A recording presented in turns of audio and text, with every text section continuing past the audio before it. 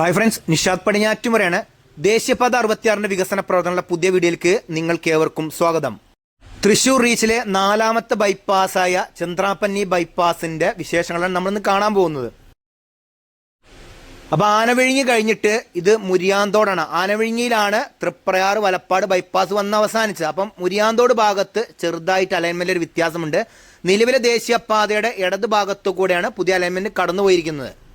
ഈ പ്രദേശത്തൊന്നും കാര്യമായിട്ട് പണികൾ നടന്നിട്ടില്ല കേട്ടോ. ഇവിടേക്ക് നിലവിലെ റോഡിൽ കൂടി തന്നെ വാഹനങ്ങൾ കടന്നു പോകുന്നു. അതുപോലെ തന്നെ റോഡ് കഴിഞ്ഞിട്ട് രണ്ട് ഭാഗത്തും മണ്ണിട്ട് ലെവലാക്കുന്ന വർക്ക് മാത്രമേ നടന്നിട്ടുള്ളൂ. അത് കഴിഞ്ഞിട്ടാണ് പിന്നീട് പയച്ചോട് എന്ന സ്ഥലമുണ്ട്, അവിടെ 6 വരി പാതയുടെ വീതിയുള്ള വർക്കുകൾ പൂർണ്ണമായിട്ടുണ്ട്. ഇവിടെ ഇനി സർവീസ് റോഡിന്റെ വർക്കുകൾ നടക്കാനുണ്ട്. ഇവിടെ ഇപ്പോൾ 6 വരി പാതയുടെ വർക്ക് പൂർണ്ണമായി കഴിഞ്ഞെങ്കിലും ഒരു ഭാഗത്ത് മാത്രമേ ഇരുഭാഗത്തേക്കുമുള്ള വാഹനങ്ങൾ കടന്നു പോകാൻ വേണ്ടി തുറന്നു കൊടുത്തിട്ടുള്ളൂ. അപ്പോൾ ഈ പയച്ചോട് കഴിഞ്ഞ് നമ്മൾ മുന്നോട്ട് വരുന്ന സമയത്തുണ്ടല്ലോ, ഇവിടെ ഇടത് ഭാഗത്ത് ഒരു ചാർജിങ് സ്റ്റേഷനൊക്കെ പുതിയതായിട്ട് വന്നിട്ടുണ്ട്.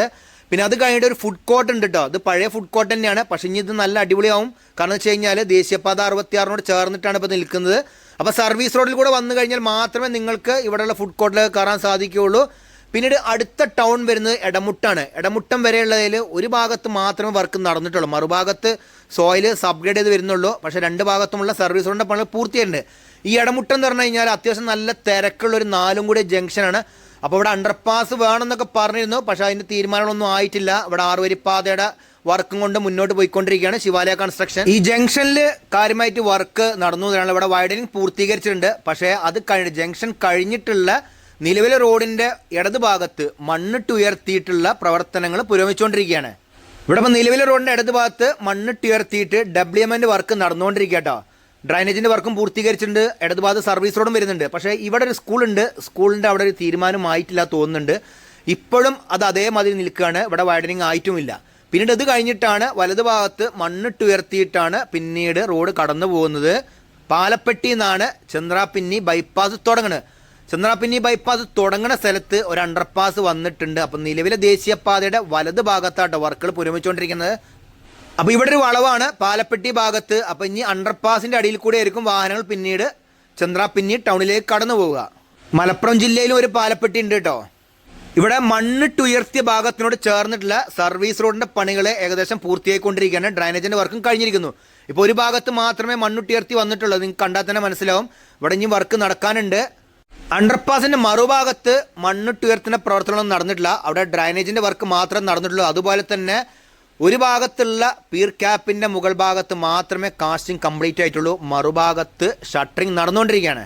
ഇത് ചെറിയൊരു ബൈപ്പാസാണ്. 2.01 കിലോമീറ്ററാണ് ഈ ബൈപ്പാസിൻ്റെ നീളം. ചന്ദ്രാപ്പിന്നി ടൗൺ മാത്രം ഒഴിവാക്കിയിട്ടാണ് ഇത് പോകുന്നത്.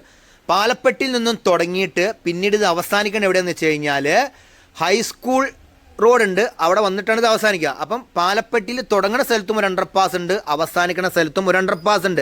2 കിലോമീറ്റർ വരുന്ന ഈ ബൈപ്പാസിൻ്റെ ഇടയിൽ വേറെ ഒരു ക്രോസിങ്ങും വന്നിട്ടില്ല. ഇത് അണ്ടർപാസിൻ്റെ മറുഭാഗത്ത് കുറച്ച് സ്ഥലം ഗ്യാപ്പ് ഇട്ടിട്ട് മണ്ണിട്ട് ഉയർത്തി വരുന്ന പ്രവർത്തനം നടന്നുകൊണ്ടിരിക്കുക. ഇവിടെയൊക്കെ RE പാനലിൻ്റെ വർക്കുകൾ നടന്നിരിക്കുന്നു. സർവീസ് റോഡിൻ്റെ പണികൾ കഴിഞ്ഞിരിക്കുന്നു. അപ്രോച്ച് റോഡ് അവസാനിക്കുന്ന സ്ഥലത്ത് നിന്നാണ് പിന്നീട് 6 വരി പാതയുടെ വീതിയിലുള്ള ടാറിങ് കഴിഞ്ഞിരിക്കുന്നത്. പക്ഷേ പൂർണ്ണമായി കഴിഞ്ഞിട്ടില്ല. ഇവിടെ ഇനിയും BC ചെയ്യാനുണ്ട്. സർവീസ് റോഡിൻ്റെയും ഏകദേശം വർക്ക് അതേമാതിരി തന്നെയാണ്. രണ്ട് ഭാഗത്തും ഡ്രൈനേജൊക്കെ ഉണ്ട്. പക്ഷേ ഇവിടെയുള്ള വിഷയം എന്ന് വെച്ച് കഴിഞ്ഞാൽ ഈ 2 കിലോമീറ്ററിൻ്റെ ഇടയിൽ ക്രോസ് ചെയ്യാനുള്ള വേറെ ഒരു മാർഗവും ഇവിടെ ഇല്ല. അഥവാ ഈ സർവീസ് റോഡിൽ എന്ന് വെച്ച് കഴിഞ്ഞാൽ ഇടത് ഭാഗത്തുള്ള സർവീസ് റോഡ് പാലപ്പെട്ടി ഭാഗത്ത് നിന്ന് വരുന്ന വാഹനങ്ങൾ ഈ ഇടത് ഭാഗത്തുള്ള സർവീസ് റോഡിൽ നിന്നും കയറി കഴിഞ്ഞാൽ പിന്നീട് ചന്ദ്രാപ്പന്നി ടൗണിലേക്ക് പോകണമെന്നുണ്ടെങ്കിൽ ലാസ്റ്റ് വരുന്ന ഹൈസ്കൂൾ റോഡിൻ്റെ അവിടെ വരുന്ന അണ്ടർപാസിൻ്റെ അടിയിൽ കൂടെ കടന്നിട്ട് വേണം പിന്നീട് ചന്ദ്രാപ്പന്നി ടൗണിലേക്ക് പോകാൻ. അങ്ങനെയാണ് ഇവിടുത്തെ ഒരു സംഭവം. പിന്നെ അതുപോലെ തന്നെ ഈ റോഡ് കടന്നു പോകുന്ന ഭാഗത്ത് ഇടത് ഭാഗത്തായിട്ടൊരു സ്കൂളൊക്കെ ഉണ്ട് കേട്ടോ. അവിടെയൊക്കെ ക്രോസിങ്ങിന് ഒരു ഇതും വന്നിട്ടില്ല. ഇനി അവിടെ വല്ല പെഡസ്ട്രിയൽ പാസേജും വന്നു കഴിഞ്ഞാൽ വളരെയധികം ഉപകാരമായിരിക്കും. പിന്നെ കഴിഞ്ഞ പ്രാവശ്യം ഞാൻ ഈ ഭാഗത്ത് വന്നതിനേക്കാളും കൂടുതലായിട്ട് മാറ്റങ്ങളൊന്നും ഇപ്പോൾ ഇവിടെ സംഭവിച്ചിട്ടില്ല കേട്ടോ. എന്തുകൊണ്ടാണ് ഈ ഭാഗത്ത് പണികൾ ലാഗ് ആവുന്നത് ഒരു ഐഡിയയും കിട്ടണില്ല. കണ്ടോ, ഈ ഭാഗം നിങ്ങൾ നോക്കിയേ, ഒരു വർക്കും ഈ ഭാഗത്ത് നടന്നിട്ടില്ല. ഇവിടെ ആയിരുന്നു ഇവരുടെ യാർഡൊക്കെ ഉണ്ടായിരുന്നത്. ഇവിടെയൊക്കെ ഇപ്പോഴും വൈഡനിങ് കംപ്ലീറ്റ് ആവാനുണ്ട്.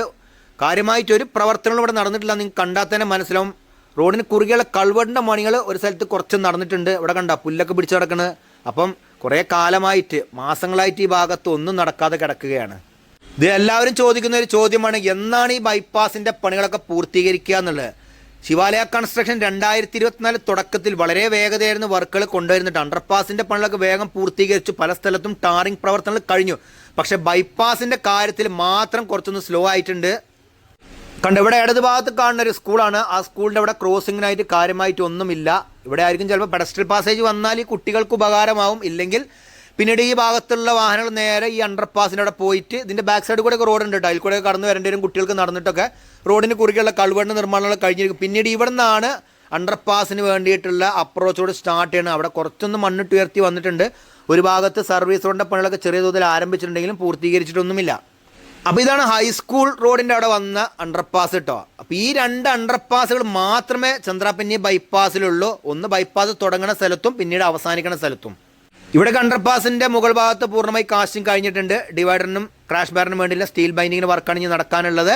അത് കണ്ട് നിങ്ങൾ റോഡ് പോകുന്നത്. അപ്പോൾ ഇവിടെയൊക്കെ ഫുള്ളായിട്ട് ഇനി മണ്ണിട്ട് ഉയർത്തി വരാനുള്ള പ്രദേശമാണ്. അപ്രോച്ച് റോഡ് ഒന്ന് അവസാനിക്കുന്നത് ഇവിടെയാണ് കേട്ടോ. ഈ പോക്ക് പോയാലേ 2025 ആകുമ്പോഴത്തേക്കും പണി കഴിയുമോയെന്ന് സംശയമാണ് പല സ്ഥലത്തും. പക്ഷെ അണ്ടർപാസ് കഴിഞ്ഞിട്ട് സർവീസ് റോഡിൻ്റെ പണികൾ ആരംഭിച്ചിട്ടുണ്ട്. ഇവിടെ ഇടത് ഭാഗത്തായിട്ട് ചെറിയ തോതിൽ ഡ്രൈനേജിൻ്റെ വർക്ക് കഴിഞ്ഞിരിക്കുന്നു, മറുഭാഗത്തും കഴിഞ്ഞിരിക്കുന്നു. പക്ഷെ അവിടെ ഒന്നും മണ്ണിട്ട് ലെവലാക്കി വന്നിട്ടില്ല. അപ്പോൾ ഇതൊക്കെയാണ് 4ാമത്തെ ബൈപ്പാസായ ചന്ദ്രാപിന്നി ബൈപ്പാസിൻ്റെ വിശേഷങ്ങൾ. ഈ വീഡിയോ നിങ്ങൾക്ക് ഇഷ്ടപ്പെടാൻ നിങ്ങൾ മറ്റുള്ളവർക്ക് മാക്സിമം ഷെയർ ചെയ്ത് കൊടുക്കുക, ലൈക്ക് ചെയ്യുക, കമൻറ്റ് എഴുതാൻ മറക്കരുത്. അപ്പോൾ പുതിയൊരു പുത്തൻ വീഡിയോ ആയിട്ട് വരുന്നവരെ നിങ്ങളോട് എല്ലാവരോടും ബൈ.